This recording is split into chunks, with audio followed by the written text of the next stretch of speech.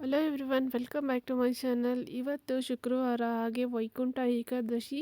ಮನೆಯಲ್ಲಿ ಬೆಳಗ್ಗೆನೇ ಎದ್ದು ಪೂಜೆಯನ್ನು ಮುಗಿಸ್ಕೊಂಡೆ. ಇವತ್ತು ಯಾರೆಲ್ಲ ಉಪವಾಸವನ್ನು ಮಾಡ್ತಾರೋ ಅವರು ವರ್ಷ ಪೂರ್ತಿ ಏಕಾದಶಿಯಲ್ಲಿ ಉಪವಾಸ ಮಾಡಿದಷ್ಟೇ ಸಮವಾಗಿರುತ್ತಂತೆ.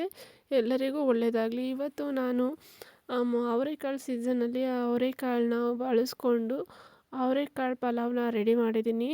ಈ ಅವರೆಕಾಳು ಸೀಸನಲ್ಲಿ ಈ ಥರ ತಿಂಡಿಗಳು ಮಾಡ್ಕೊಂಡು ತಿಂದರೆ ತುಂಬ ಟೇಸ್ಟಿಯಾಗಿರುತ್ತೆ. ಮತ್ತು ಮಾಡೋಕ್ಕಾಗಲ್ವಲ್ಲ, ಅದಕ್ಕೆ ಈ ಸೀಸನಲ್ಲಿ ಇದ್ದಾಗಲೇ ಮಾಡಿಕೊಂಡು ತಿಂದ್ಬಿಡಬೇಕು. ಅದಕ್ಕೆ ಮೊದಲಿಗೆ ನಾನಿಲ್ಲಿ ಪಲಾವ್ ಮಾಡೋಕ್ಕೆ ಒಂದು ಕುಕ್ಕರ್ ಪ್ಯಾನಲ್ಲಿಗೆ 2-3 ಸ್ಪೂನ್ ಎಣ್ಣೆನ ಹಾಕಿ ಅದಕ್ಕೆ ಎಲ್ಲ ರೀತಿಯ ಸ್ಪೈಸಸ್ಗಳನ್ನ ಹಾಕಿದೆ. ನಂತರ ಪಲಾವ್ ಎಲೆ ಹಾಕ್ಕೊಂಡು ಹಾಗೆ ಹೆಚ್ಚಿಟ್ಕೊಂಡಿರುವಂಥ ಒಂದು ಈರುಳ್ಳಿನೂ ಸಹ ಹಾಕ್ಕೊಂಡು ಚೆನ್ನಾಗಿ ಫ್ರೈ ಮಾಡ್ಕೊಂಡಿದ್ದೀನಿ. ನಂತರ ಒಂದು ಟೊಮೊಟೊವನ್ನು ಸಹ ಹಾಕ್ಕೊಂಡು ಅದನ್ನು ಸಹ ಚೆನ್ನಾಗಿ ಫ್ರೈ ಮಾಡ್ಕೊತಾ ಇದ್ದೀನಿ. ಈರುಳ್ಳಿ ಮತ್ತು ಟೊಮೊಟೊ ಸಾಫ್ಟ್ ಆಗೋವರೆಗೂ ಚೆನ್ನಾಗಿ ಫ್ರೈ ಮಾಡ್ಕೊಬೇಕು. ನಂತರ ಒಂದು ಸ್ವಲ್ಪ ಮೆಂತ್ಯ ಸೊಪ್ಪನ್ನು ಆ್ಯಡ್ ಮಾಡ್ಕೊತಾ ಇದ್ದೀನಿ. ಮೆಂತ್ಯನಾದರೂ ಆ್ಯಡ್ ಮಾಡ್ಕೊಬೋದು, ಇಲ್ಲ ಅಂತಂದರೆ ಸಬ್ಸಿಗೆ ಸೊಪ್ಪನ್ನಾದರೂ ಆ್ಯಡ್ ಮಾಡ್ಕೊಬೋದು. ಅದು ಟೇಸ್ಟು ಚೆನ್ನಾಗಿರುತ್ತೆ. ಸೊ ಅದಕ್ಕೋಸ್ಕರ ಆ್ಯಡ್ ಮಾಡ್ಕೊತಾ ಇದ್ದೀನಿ. ನಾನಿಲ್ಲಿ ಮಸಾಲೆನ ರುಬ್ಕೊಳ್ಳೋಕ್ಕೆ 1 ಕಪ್ಪಷ್ಟು ಕೊತ್ತಂಬರಿ ಸೊಪ್ಪು, ಪುದೀನ ಸೊಪ್ಪು, ಹಾಗೆ 1 ಕಪ್ಪಷ್ಟು ಕಾಯಿ ತುರಿ, ಹಾಗೆ ಒಂದು 4-5 ಹಸಿಮೆಣ್ಸಿನ್ಕಾಯಿನ ಆ್ಯಡ್ ಮಾಡಿಕೊಂಡು ಒಂದು ಸ್ವಲ್ಪ ಶುಂಠಿ, ಹಾಗೆ ಒಂದು ಬೆಳ್ಳುಳ್ಳಿ, ಹಾಗೆ ಸ್ವಲ್ಪ ಗರಂ ಮಸಾಲ ಪೌಡರ್ನ ಆ್ಯಡ್ ಮಾಡಿಕೊಂಡು ಚೆನ್ನಾಗಿ ರುಬ್ಕೊಂಡು ನೈಸಾಗಿ ರುಬ್ಬಿಟ್ಕೊಂಡಿದ್ದೀನಿ. ನಂತರ ನಾನಿಲ್ಲಿ ಕುಕ್ಕರ್ ಪ್ಯಾನಲ್ಲಿ ಒಗ್ಗರಣೆ ರೆಡಿ ಮಾಡಿದ್ನಲ್ಲ, ಆ ಒಗ್ಗರಣೆಗೆ ನಾನಿಲ್ಲಿ ರುಬ್ಬಿಟ್ಕೊಂಡಿರುವಂಥ ಮಸಾಲೆನ ಆ್ಯಡ್ ಮಾಡಿಕೊಂಡು 1-2 ನಿಮಿಷ ಕಾಲ ಕುದಿಸ್ಕೊತೀನಿ. ಅದು ಚೆನ್ನಾಗಿ ಕುದಿಬೇಕು. ಕುದ್ದಾದಮೇಲೆ ನಾವು ತೊಗೊಂಡಿರುವಂಥ ಅವರೆಕಾಳನ್ನು ಅದಕ್ಕೆ ಹಾಕಿ ಮಿಕ್ಸ್ ಮಾಡ್ಕೊಬೇಕು. ಇಲ್ಲಿ ಕುದೀತಾ ಇದೆ. ಹೀಗೆ 1-2-3 ನಿಮಿಷಗಳ ಕಾಲ ಅದು ಹಸಿ ವಾಸನೆ ಹೋಗೋವರೆಗೂ ನಾವಿಲ್ಲಿ ಕುದಿಸ್ಕೋಬೇಕು. ಯಾಕಂತಂದರೆ ಮಸಾಲೆ ರುಬ್ಕೊಂಡಿದ್ದೀವಲ್ಲ, ಅದಕ್ಕೋಸ್ಕರ. ಮಸಾಲೆ ಇಲ್ಲ ಅಂತಂದರೆ ಖಾರ ಪುಡಿ ಹಾಕ್ಕೊಂಡ್ರೆ ತಕ್ಷಣಕ್ಕೆ ಹಾಕ್ಕೋಬೋದು. ಬಟ್ ಇಲ್ಲಿ ನಾವು ಮಸಾಲೆ ಹಾಕಿದ್ದೀವಲ್ಲ, ಮಸಾಲೆ ಸ್ಮೆಲ್ಲು ಹೋಗಬೇಕು ಅಂತ 1-2-3 ನಿಮಿಷಗಳ ಕಾಲ ಚೆನ್ನಾಗಿ ಕುದಿಸ್ಕೊಂಡ್ರೆ ಮಸಾಲೆ ಸ್ಮೆಲ್ ಬರೋದಿಲ್ಲ. ಸೊ ನಂತರ ನಾನಿಲ್ಲಿ ತೊಗೊಂಡಿರುವಂತಹ ಅವರೆಕಾಳು 1 ಕಪ್ಪಷ್ಟು ಅವರೆಕಾಳು ತೊಗೊಂಡಿದ್ದೆ, ಅದನ್ನು ಸಹ ಆ್ಯಡ್ ಮಾಡ್ಕೊಂಡಿದ್ದೀನಿ. ಅದನ್ನು ಸಹ 1-2-3 ನಿಮಿಷಗಳ ಕಾಲ ಆ ಮಸಾಲೆ ಜೊತೆ ಕುದಿಸ್ಕೊತೀನಿ. ಈ ರೀತಿಯಲ್ಲಿ ಅವರೆಕಾಳು ಸೀಸನಲ್ಲಿ ಅವರೆಕಾಳು ಉಪ್ಪಿಟ್ಟು ಆಗಿರ್ಬೋದು, ಅವರೆಕಾಳು ಪಲಾವ್ ಆಗಿರ್ಬೋದು, ಅವರೆಕಾಳನ್ನ ಬಳಸ್ಕೊಂಡು ತಿಂಡಿಗಳನ್ನ ಮಾಡ್ಕೊಂಡು ತಿಂದ್ಬಿಡ್ಬೇಕು. ಇಲ್ಲಾಂತಂದರೆ ಇವು ಸೀಸನಲ್ಲಿ ಮಾತ್ರ ಮಾಡ್ಕೊಂಡು ತಿನ್ನೋಕ್ಕಾಗುವಂಥ ತಿಂಡಿಗಳು. ಸೊ ಅದಕ್ಕೋಸ್ಕರ ಹೀಗೆ ಅವರೆಕಾಳನ್ನ ಮಸಾಲೆ ಜೊತೆ 1-2 ನಿಮಿಷ ಕುದಿಸ್ಕೊಂಡಿದ್ದ ನಂತರ ನಾನಿಲ್ಲಿ ತೊಳೆದಿಟ್ಕೊಂಡಿರುವಂಥ ಅಕ್ಕಿನ ಅದರೊಳಗೆ ಹಾಕ್ಕೊತೀನಿ. ಅದನ್ನು ಸಹ ಚೆನ್ನಾಗಿ ಮಿಕ್ಸ್ ಮಾಡ್ಕೊಬೇಕು. ಈ ಅಕ್ಕಿನ ನೀವು ಸ್ಟೀಮ್ ರೈಸ್ ಆದರೂ ತೊಗೋಬೋದು, ಇಲ್ಲ ಬಾಸುಮತಿ ರೈಸ್ ಆದರೂ ತೊಗೋಬೋದು. ನಾನಿಲ್ಲಿ ಮಾಮೂಲಿ ರೈಸ್ನೇ ತೊಗೊಂಡಿದ್ದೀನಿ.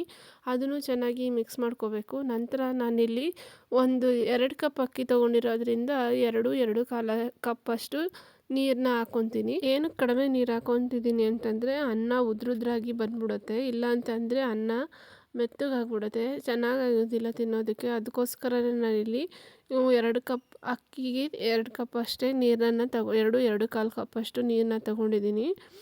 ಚೆನ್ನಾಗಿ ಅದನ್ನು ಸಹ ಮಿಕ್ಸ್ ಮಾಡ್ಕೋಬೇಕು. ಮಿಕ್ಸ್ ಮಾಡ್ಕೊಂಡಾದಮೇಲೆ 5-10 ನಿಮಿಷ ಅದನ್ನು ಚೆನ್ನಾಗಿ ಕುದಿಸ್ಕೊಬೇಕು. ಅದು ಕುದಿಯೋಕ್ಕೆ ಬಿಟ್ಕೋಬೇಕು. ಎಲ್ಲದನ್ನು ಚೆನ್ನಾಗಿ ಮಿಕ್ಸ್ ಮಾಡ್ಕೊಂಡಾಯಿತು. ಅಕ್ಕಿ ಕುದಿಯೋಕ್ಕೆ ಬಿಟ್ಕೊಂಡಿದ್ದೀನಿ, ಅದು ಸಹ ಕುದಿಯೋಕ್ಕೆ ಶುರುವಾಗಿದೆ. ಈ ಟೈಮಲ್ಲಿ ನಾವು ರುಚಿಗೆ ತಕ್ಕಷ್ಟು ಉಪ್ಪನ್ನು ಸಹ ಆ್ಯಡ್ ಮಾಡ್ಕೋಬೇಕು. ಈ ರೀತಿ ನೀವು ಮಸಾಲೆ ಹಾಕಿನೂ ಮಾಡ್ಕೋಬೋದು, ಇಲ್ಲ ಅಂತಂದರೆ ಅಚ್ಕಾರ ಪುಡಿ, ಗರಂ ಮಸಾಲ ಪೌಡ್ರನ್ನ ಯೂಸ್ ಮಾಡ್ಕೊಂಡು ಮಾಡ್ಕೊಬೋದು. ಅದೇ ಬೇರೆ ಥರ ಟೇಸ್ಟ್ ಕೊಡುತ್ತೆ, ಬಟ್ ಇದೇ ಬೇರೆ ಥರ ಟೇಸ್ಟ್ ಕೊಡುತ್ತೆ. ಈ ಥರ ಕಾಳು ಸೊಪ್ಪೆಲ್ಲ ಹಾಕ್ಕೊಂಡು ಮಾಡ್ಕೊಬೇಕಾದ್ರೆ ಮಸಾಲೆ ಅರ್ದಿ ಮಾಡ್ಕೊಂಡ್ರೇ ಅದರ ಟೇಸ್ಟ್ ಬೇರೆ ಆಗಿರುತ್ತೆ. ಇದಕ್ಕೆ ಮೆಂತ್ಯ ಸೊಪ್ಪಾದರೂ ಹಾಕೋಬೋದು, ಇಲ್ಲಾಂತಂದರೆ ಸಬ್ಬಸಿಗೆ ಸೊಪ್ಪನ್ನಾದರೂ ಯೂಸ್ ಮಾಡ್ಕೋಬೋದು.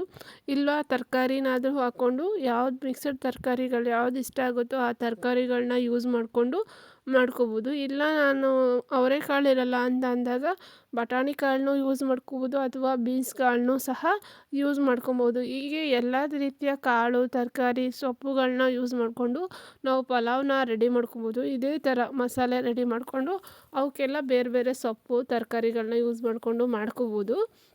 ಇಲ್ಲಿ ಕುದೀತಾ ಇದ್ದಾಗ ನಾನು ರುಚಿಗೆ ತಕ್ಕಷ್ಟು ಉಪ್ಪನ್ನು ಸಹ ಆ್ಯಡ್ ಮಾಡಿದ್ದೀನಿ. ಈ ಆ್ಯಡ್ ಮಾಡಿಕೊಂಡು ಎಲ್ಲದನ್ನು ಚೆನ್ನಾಗಿ ಮಿಕ್ಸ್ ಮಾಡ್ಕೊತೀನಿ. ಅದನ್ನು 1-2 ನಿಮಿಷ ಹಾಗೆ ಕುದಿಸ್ಕೊತೀನಿ. ಈ ರೀತಿನಲ್ಲಿ ನಾವು ಆರಾಮಾಗಿ ತಿಂಡಿ ಟೈಮಲ್ಲಿ ತಿಂಡಿಗೆ ರೆಡಿ ಮಾಡ್ಕೋಬೋದು ಅವರೆಕಾಳು ಸೀಸನ್ನಲ್ಲಿ. ಹಾಗೆ ಒಂದೆರಡು ಸ್ಪೂನ್ ತುಪ್ಪನ ಸಹ ಲಾಸ್ಟಿಗೆ ಅದನ್ನು ಆ್ಯಡ್ ಮಾಡ್ತೀನಿ. ಇದು ಒಂದು ಸ್ವಲ್ಪ ಡಿಫ್ರೆಂಟ್ ಟೇಸ್ಟ್ ಕೊಡುತ್ತೆ. ಸೊ ಅದಕ್ಕೋಸ್ಕರನೇ ತುಪ್ಪನ ಸಹ ಆ್ಯಡ್ ಮಾಡ್ತೀನಿ. ಇಲ್ಲಾಂತಂದರೆ ನೀವು ಸ್ಕಿಪ್ಪನ್ನ ಮಾಡ್ಕೋಬೋದು. ಪುನಃ ನಾನು ಎಲ್ಲದನ್ನು ಚೆನ್ನಾಗಿ ಮಿಕ್ಸ್ ಮಾಡಿಕೊಂಡು ಅದರ ಕುಕ್ಕರ್ ಮುಚ್ಚಳವನ್ನು ಮುಚ್ಚಿ ಒಂದೆರಡು ವಿಷಲ್ಲು ಹೊಡೆಸ್ಕೊತೀನಿ. ಈ ರೀತಿ ಮಾಡಿಕೊಂಡ್ರೆ ಲಂಚ್ ಬಾಕ್ಸಿಗಾಗಿರ್ಬೋದು ಅಥವಾ ಅರ್ಜೆಂಟಾಗಿ ತಿಂಡಿ ಅಥವಾ ಡಿನ್ನರ್ ಮಾಡ್ಕೋಬೇಕು ಅಂತ ಅಂದಾಗ ಕ್ವಿಕ್ಕಾಗಿ ಮಾಡ್ಕೋಬೋದು. ನಾವೇನು ತರಕಾರಿ ಹೆಚ್ಚು ನೆಸೆಸಿಟಿ ಇರಲ್ಲ, ಸೊಪ್ಪನ್ನು ಹೆಚ್ಚು ನೆಸೆಸಿಟಿ ಇರಲ್ಲ. ಕಾಳನ್ನ ಅಷ್ಟೇ ಯೂಸ್ ಮಾಡಿಕೊಂಡು ಟೈಮಾಗಿ ಕ್ವಿಕ್ಕಾಗಿ ಮಾಡ್ಕೋಬೋದು. ಇಲ್ಲಿ 2 ವಿಷಲ್ನ ಹೊಡೆಸ್ಕೊತಾ ಇದ್ದೀನಿ. ಈಗ 2 ವಿಷಲ್ ಅದು ಹೊಡೆದಾಗಿದೆ. ಅದನ್ನೆಲ್ಲ ತೋರಿಸಿದ್ರೆ ಲಾಂಗ್ ಪ್ರೊಸೀಜರ್ ಆಗುತ್ತೆ ಅಂತ ನಾನು ಎಲ್ಲ ಕಟ್ ಮಾಡಿದ್ದೀನಿ. 2 ವಿಷಲ್ ಹೊಡೆದಾಗಿದೆ. ಅದನ್ನು ಸಹ ಒಂದು 10 ನಿಮಿಷ ಹಾಗೆ ಆರಕ್ಕೆ ಬಿಡ್ತೀನಿ. ಆರಕ್ಕೆ ಬಿಟ್ಟಾದ್ಮೇಲೆ ತೋರಿಸ್ತೀನಿ ಎಷ್ಟು ಚೆನ್ನಾಗಿ ಹುಡಿ ಹುಡಿಯಾಗಿ ಬಂದಿರುತ್ತೆ ಅಂತ.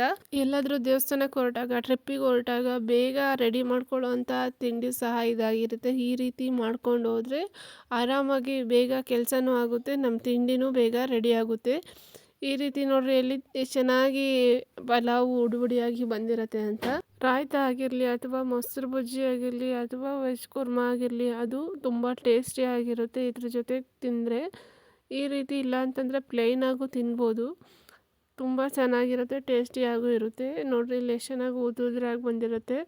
ನಾವು ಅಕ್ಕಿಗೆ ನೀರನ್ನ ಒಂದು ಸ್ವಲ್ಪ ಪ್ರಮಾಣದಲ್ಲಿ ಕಡಿಮೆ ತೊಗೊಂಡಾಗ ಈ ರೀತಿ ಉದ್ರಾಗಿ ಬರುತ್ತೆ. ಇಲ್ಲ ಅಂತಂದರೆ ಅಂಬ್ಲಿ ಆಗಿಬಿಡುತ್ತೆ. ಈ ಥರ ಉದ್ರಾಗಬೇಕು ಅಂತಂದರೆ ನಾನು ಹೇಳಿದಂಥ ಸ್ಟೆಪ್ನ ಯೂಸ್ ಮಾಡಿರಿ, ಆವಾಗ ಈ ಥರ ಉದ್ರಾಗಿ ಬರುತ್ತೆ. ಈ ರೀತಿಯಲ್ಲಿ ನಾವು ಅವರೆಕಾಳು ಸೀಸನಲ್ಲಿದ್ದ ಅವರೆಕಾಳು ಪಲಾವ್ನ ರೆಡಿ ಮಾಡ್ಕೋಬೋದು. ಇದು ತುಂಬ ಕ್ವಿಕ್ಕಾಗೂ ಆಗುತ್ತೆ, ಈಸಿಯಾಗೂ ಇರುತ್ತೆ, ತುಂಬ ಟೇಸ್ಟಿಯಾಗೂ ಆಗುತ್ತೆ. ನೋಡೋಕ್ಕೂ ಕಲರ್ಫುಲ್ಲಾಗಿರುತ್ತೆ, ತಿನ್ನೋಕ್ಕೂ ಟೇಸ್ಟಿಯಾಗಿರುತ್ತೆ. Thank you for watching.